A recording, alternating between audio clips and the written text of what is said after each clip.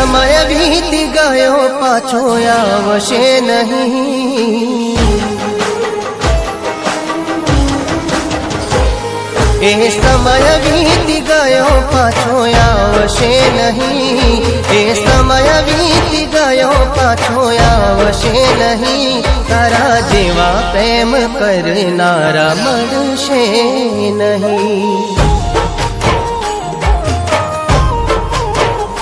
રોજ મળવાની વાતો હવે સાંભળે રહી, રોજ મળવાની વાતો હવે સાંભળે રહી, હવે તારે મારે મુલાકાત થશે નહીં।